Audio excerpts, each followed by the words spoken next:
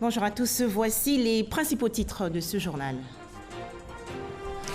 Les enseignants membres de la coalition du secteur éducation-formation de Côte d'Ivoire acceptent de reprendre les cours aujourd'hui sur tout le territoire national. La COSEFSI a donc suspendu son mot d'ordre de grève pour un délai d'1 mois. C'était lors d'une assemblée générale extraordinaire tenue le 23 mars dernier dans le district d'Abidjan.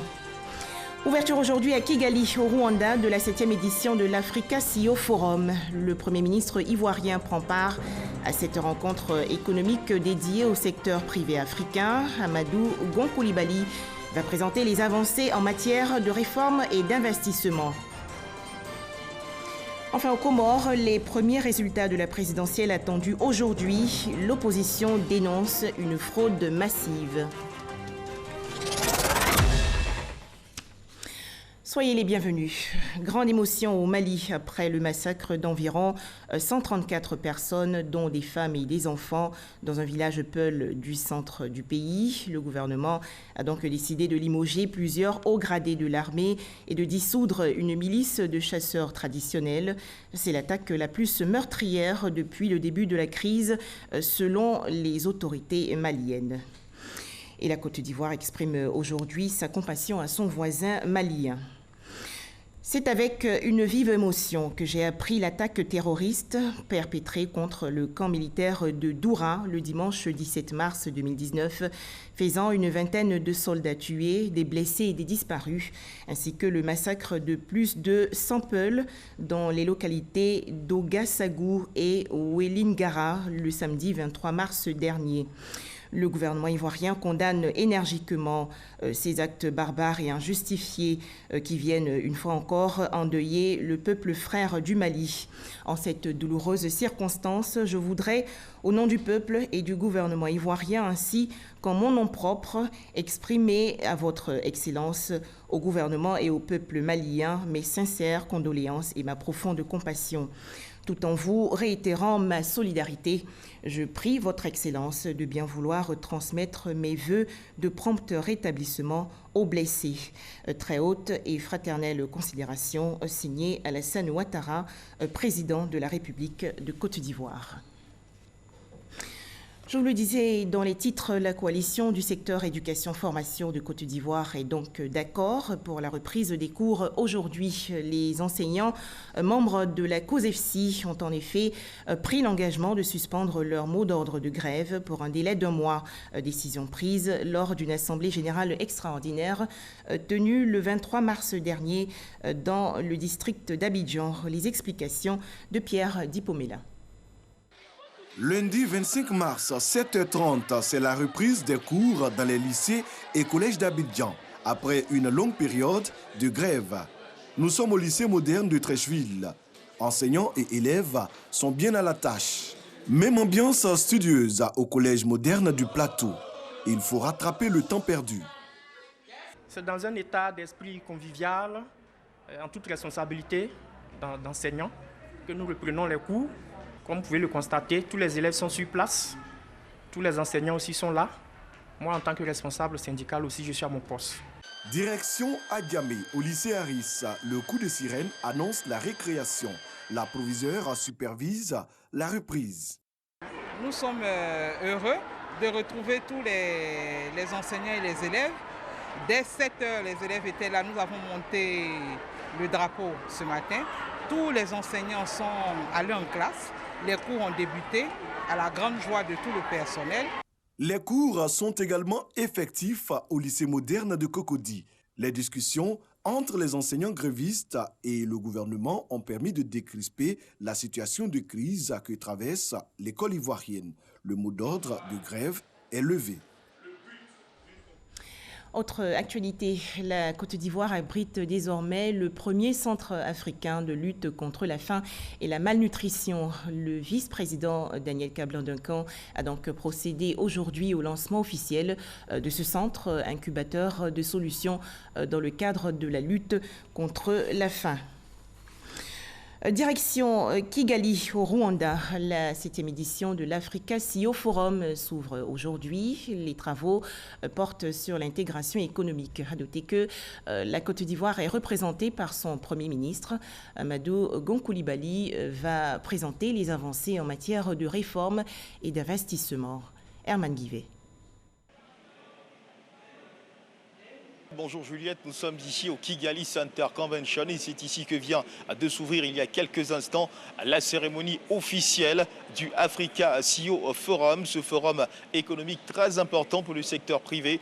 Depuis donc l'ouverture, nous avons pu donc assister à l'arrivée de plusieurs chefs d'État, dont le président du Rwanda, Paul Kagame, et le président du Togo, Faure Gnassingbé. Nous avons également assisté à l'arrivée du Premier ministre de Côte d'Ivoire, Amadou Gon Coulibaly, présent dans la capitale rwandaise depuis hier. Le Premier ministre, au cours de cette journée, animera un panel sur le coup de 14h, heure de Kigali, après quoi il aura une rencontre, une audience, lui sera accordée par le président du Rwanda, Paul Kagame. Plus de 1500 participants viennent donc prendre part à ce forum qui milite en faveur de la mise en place d'une zone de libre-échange qui fait la promotion de l'intégration économique. Ce qu'il faut également retenir, c'est que c'est un forum qui a lieu chaque année. La précédente édition, la 6e édition, s'était tenue à Abidjan, à laquelle avait pris part le président Alassane Ouattara. Plus de détails dans nos prochaines éditions.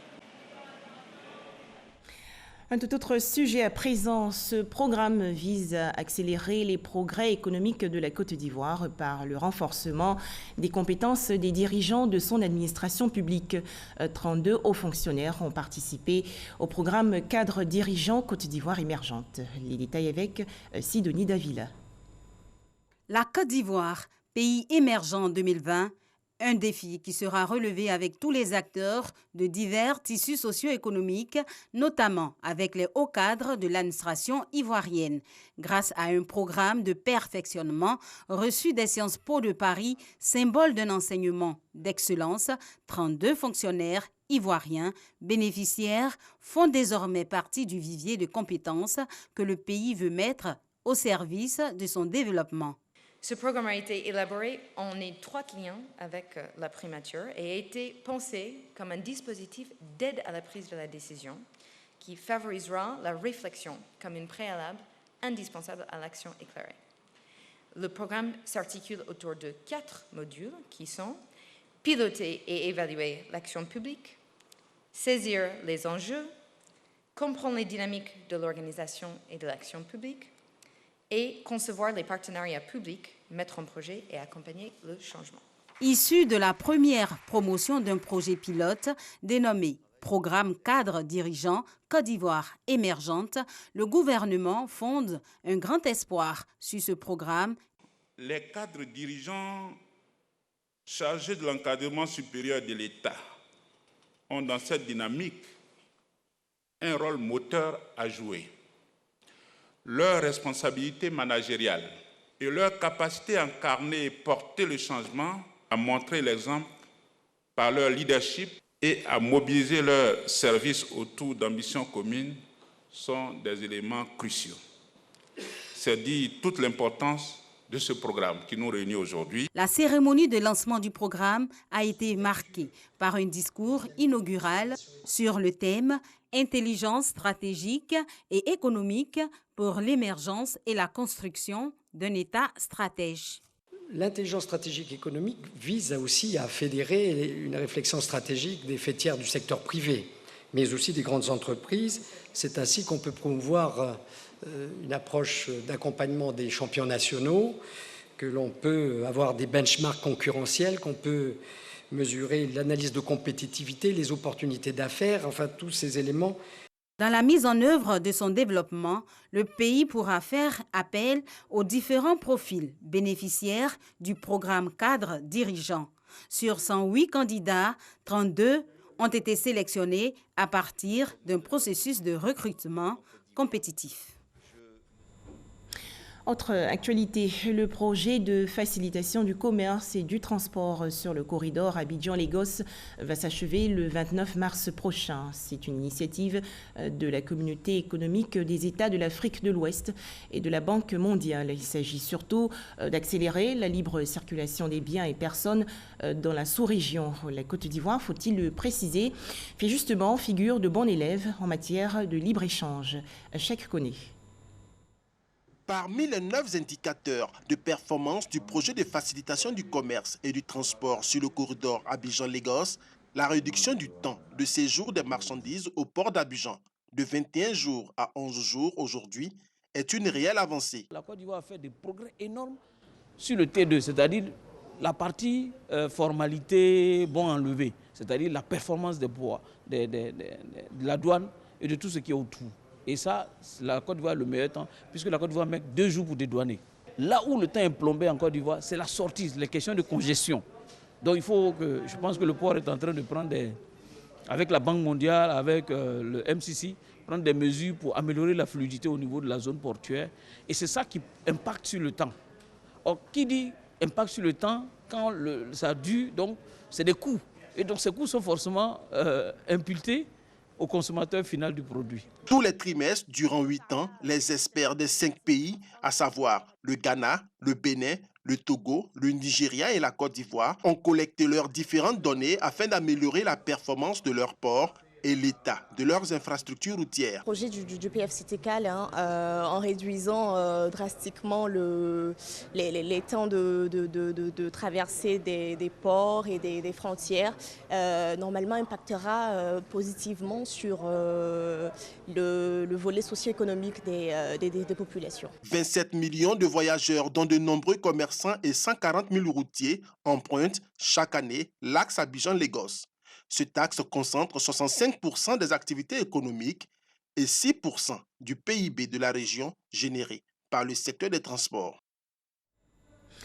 La Côte d'Ivoire et les Pays-Bas renforcent leurs relations commerciales. En effet, le port autonome de San Pedro et le port d'Amsterdam International ont décidé de renforcer leur synergie d'action. Les deux parties ont présenté récemment les études qu'elles ont menées sur la chaîne logistique du cacao dans la région de San Pedro, dans le sud du pays. Les explications de Sam Conan. Cet atelier de restitution a regroupé une forte délégation venue des Pays-Bas et les responsables du port autonome de San Pedro. Tour à tour, les experts ont présenté les résultats de leurs études sur, d'une part, la chaîne logistique du cacao dans la région de San Pedro et d'autre part, les processus logistiques actuels au port autonome de San Pedro. Des résultats jugés satisfaisants. Une première étude sur la chaîne logistique du cacao dans la région de San Pedro, de sorte à pouvoir mettre en exergue les poches d'amélioration qui nous amènerait justement à une meilleure productivité. Le deuxième pan de cette restitution concerne la logistique autour du port de San Pedro, et cela compte tenu de l'insuffisance, on va reconnaître, de la capacité de stockage. Le gouvernement, il faut le dire, met un accent particulier sur la création de richesses au niveau de ceux qui produisent le cacao. Ces importants travaux dont la restitution a été faite au cours de nos travaux indique bien que le port autonome de San Pedro et le port d'Amsterdam International sont prêts à marcher ensemble plus longtemps. Le port de San Pedro et d'Amsterdam sont liés pour très longtemps.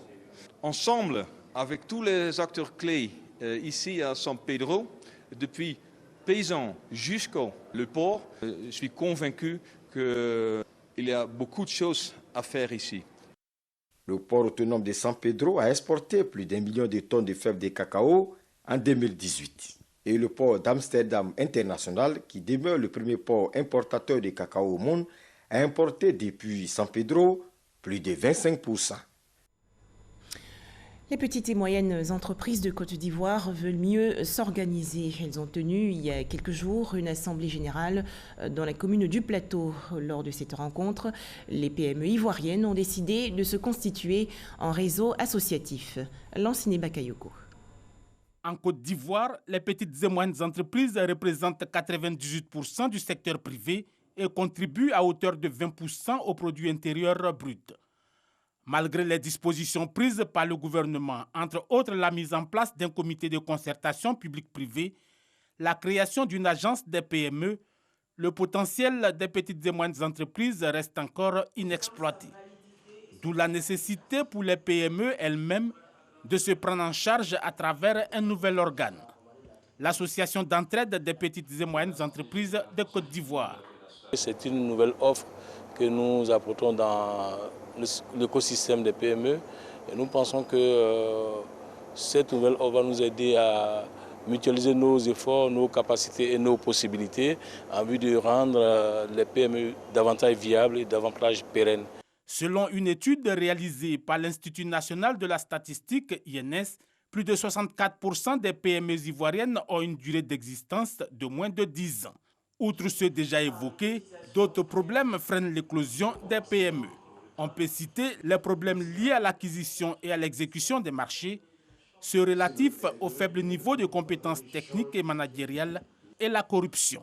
Nous voyons à travers cette association un outil qui viendra enrichir l'écosystème du dispositif de soutien des PME en Côte d'Ivoire et qui apportera une innovation en adressant dans un esprit de solidarité et de mutualisation les principales difficultés auxquelles ces derniers sont confrontés. Pour rappel, le gouvernement envisage de créer un tissu dense et solide de 100 000 à 120 000 PME à l'horizon 2020, soit un doublement du niveau actuel. Un tout autre sujet à présent, les régisseurs, receveurs et autres comptables de la Direction générale des impôts bientôt outillés pour la collecte des recettes fiscales. Plus de 300 agents bénéficient actuellement d'une formation. Didier Nguisson. Ils sont receveurs, comptables ou régisseurs et ont en commun de travailler à la collecte des impôts. Mais face aux contribuables réticents à solder leur imposition, ces agents des impôts doivent être mieux outillés pour recouvrer les recettes fiscales. C'est tout le sens de cette formation à leur endroit. Cette année, l'objectif assigné à la Direction générale des impôts est de 2513,4 milliards. Il est évident qu'avec un tel objectif, nous devons recevoir chacun de nos receveurs pour voir les objectifs de chacun et voir la meilleure façon d'aborder la question du recouvrement. Il y a le recouvrement spontané, mais il y a aussi le recouvrement forcé. Et le recouvrement forcé tient compte d'un certain nombre de procédures qu'il faut chaque fois réfléchir. On peut payer par monnaie, on peut payer par virement, on peut payer par prélèvement. Donc il y a tout un ensemble de modernisation des modes de paiement de l'impôt. Le directeur général adjoint chargé des recettes a déploré l'usage insuffisant des moyens de recouvrement mis à la disposition des agents d'assiette. Il a instruit ses collaborateurs sur l'augmentation des recouvrements spontanés à hauteur de 10%. De même, la collecte après les contrôles passe de 5 à 7% en 2019, ce qui signifie que les agents doivent redoubler d'ardeur sur le terrain. Apprendre à ceux qui ne le savent pas les procédures de recouvrement. Et ensuite, comment retracer ces recouvrements-là. C'est ce qu'on appelle la comptabilité. Voici les deux grands axes autour desquels cette formation est organisée. Au niveau de ce séminaire, il y a plusieurs thèmes. Un nouveau module que nous appelons le CJC. Le CJC, c'est pour la transformation digitale des impôts qui est aujourd'hui, à l'heure actuelle, un module très important pour notre recouvrement massif. Que les receveurs, le plus souvent, arrivent sans formation et c'est sur place qu'il faut être formé. Et du coup, cette formation est bien arrivée pour nous. Le Code de procédure pénale, en son article 171, qualifie d'infraction toute résistance au paiement des impôts. Cependant, le contribuable peut demander un protocole d'accord, même après la phase de règlement à l'amiable. On s'intéresse à présent à la campagne de noix de cajou 2019 en Côte d'Ivoire. Pour faire face aux multinationales dans l'achat et l'exportation de l'anacarde, 15 exportateurs ont formé un groupement d'intérêt économique. Enfin, le point avec Francis Boifo. Par cet accord, 15 exportateurs nationaux de noix de cajou s'engagent à vendre leurs marchandises à un groupement d'intérêt économique vietnamien pour la campagne de commercialisation cette année.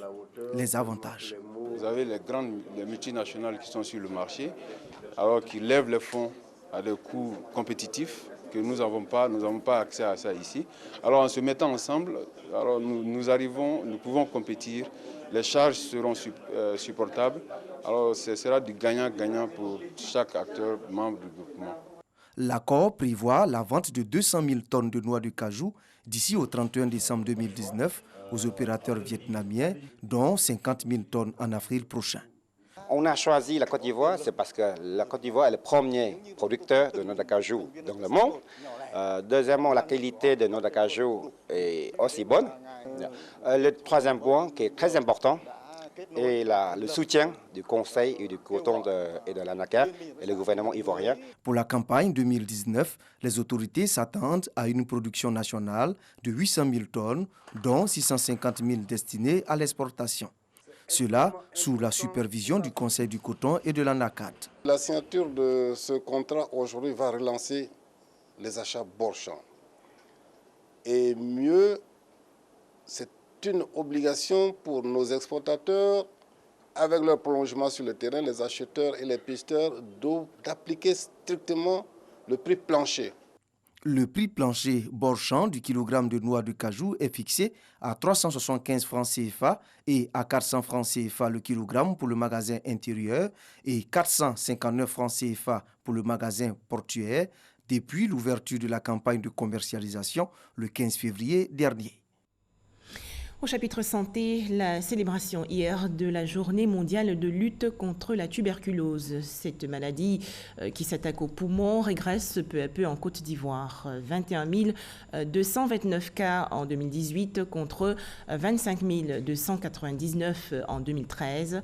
La ville d'Adiaké, dans le sud-est du pays, a accueilli la célébration officielle de la journée mondiale de lutte contre la tuberculose.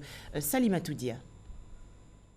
C'est par un marathon à Adiaké, dans la région du Sud Comoé, qu'a débuté le lancement des activités de la célébration de la Journée mondiale de lutte contre la tuberculose. Séances de dépistage, consultations en radiologie ont été offertes aux populations d'Adiaké qui se sont engagées à lutter contre la maladie. En Côte d'Ivoire, on enregistre une incidence de 159 cas de tuberculose sur 100 000 habitants, selon le rapport mondial de la santé. L'OMS appelle à réduire de 90% le nombre de décès d'ici à 2030. Nous devons assurer l'accès universel aux tests rapides recommandés par l'OMS en tant que test de première intention pour le diagnostic de tous les cas présumés de tuberculose. Nous devons aussi adopter les nouveaux médicaments combinés recommandés par l'OMS. Et fort heureusement, la Côte d'Ivoire dispose d'assez de tests rapides et dispose également des médicaments combinés pour tous les malades de la tuberculose, y compris les cas de tuberculose pharmaco-résistants. La stratégie nationale mise en œuvre par le Programme national de lutte contre la tuberculose enregistre à ce jour 307 centres de prise en charge. Nous avons adopté les différentes stratégies recommandées par l'OMS, hâte à la tuberculose et mettre fin à la tuberculose afin de réduire l'incidence et la mortalité liées à la tuberculose. Le nombre de malades dépistés est de 21 299, traduisant la continuité de la tendance baissière de la notification des cas. Deuxièmement, le succès du traitement a atteint un taux de 86%. La vaccination au BCG à la naissance, la généralisation du traitement préventif chez les personnes vivant avec le VIH sont entre autres les activités de prévention de la tuberculose. La spectrométrie de masse, désormais utilisée en Côte d'Ivoire. Cette technique physique d'analyse permet de détecter, d'identifier les molécules et de caractériser leur structure chimique. On en parle avec Didier Nguessan. Laborantins, chimistes, une trentaine de professionnels issus de plusieurs laboratoires publics et privés ont été instruits sur l'usage de la spectrométrie de masse. L'objectif est de mieux les outiller dans l'exercice de leur métier et réduire leur dépendance de l'étranger dans l'analyse des molécules. Quand on traite la banane avec un pesticide, on peut retrouver ce pesticide dans la banane. Et le citoyen peut ingérer ce pesticide qui va ensuite donner des maladies. C'est extrêmement important de pouvoir identifier ces pesticides et de pouvoir les doser. C'est un exemple parmi d'autres. La spectrométrie de masse permet d'identifier plus efficacement les molécules d'une matière et de caractériser sa structure chimique. Elle est utilisée dans plusieurs domaines d'activité comme la toxicologie, la sécurité alimentaire ou la pharmacie. Nous contrôlons les eaux minérales, ce qui est eau de consommation. Je pense que ces genres de technologies vont nous permettre de balayer une bonne gamme de paramètres. Vu l'évolution de toutes les méthodes analytiques, il était important pour nous d'assister à ce séminaire qui nous donne beaucoup plus d'informations sur ce qu'on devrait pouvoir faire demain avec de tels équipements. Les organisateurs de cette formation entendent démocratiser l'usage de la spectrométrie de masse en Afrique subsaharienne. Autre actualité, les nouveaux chefs de corps de la gendarmerie nationale ont été installés. La cérémonie de passation de commandement s'est déroulée récemment à l'école de gendarmerie dans la commune de Cocody. Abou Sanogo. Place d'armes de l'école de gendarmerie d'Abidjan. Passation et prise de commandement. Les nouveaux commandants de force et chefs de corps installés dans leurs fonctions par le commandant supérieur de la gendarmerie nationale, le général de brigade Alexandre Apalotouri. Ainsi, le colonel Yeo Ousmane prend désormais le commandement de la gendarmerie territoriale en remplacement du colonel-major Kwasikona René Stanislas. Le colonel-major Abeseka Arsène a pour sa part passé le commandement de la gendarmerie mobile au colonel Mbaya Patrick Alexandre. Les unités spécialisées de la gendarmerie sont sous le commandement du colonel Bassante Badara Ali. Les premières légions de gendarmerie territoriale et mobile sont commandées respectivement par le colonel Bolide Guy Florent et le lieutenant-colonel Konesuna. Les écoles de gendarmerie de Torogui et d'Abidjan ont désormais un commandement dirigé par le colonel Eteyadji Georges. Une nouvelle unité voit le jour, à savoir l'unité de lutte contre l'insécurité rurale. Elle est placée sous le commandement du colonel Kolibali Djomonwele. Après avoir remis le drapeau aux 6 nouveaux chefs de ces différentes unités, le général de brigade Alexandre Apalotouré les a exhortés à une parfaite collaboration avec les hommes placés sous leur commandement afin que le résultat escompté soit atteint. Nous devons tous sentir que nous sommes des hommes en qui le peuple a confiance et que nous ne devons pas trahir les institutions républicaines, le chef suprême des armées. Nous devons respecter les lignes qui nous ont été tracées. Engageons-nous pour la République, engageons-nous pour de meilleurs rapports avec la population ivoirienne. Message bien reçu par le nouveau commandant de force et chef de corps qui ont promis continuer à œuvrer inlassablement à la sûreté publique, à la protection des biens et des personnes, ainsi que les institutions de la République. La cérémonie s'est achevée par un défilé de troupes.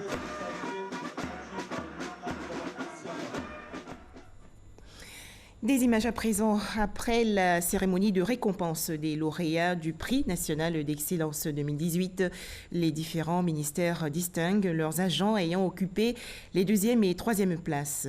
Au ministère des Affaires étrangères, ils ont reçu récemment les félicitations du ministre Marcel Amontano.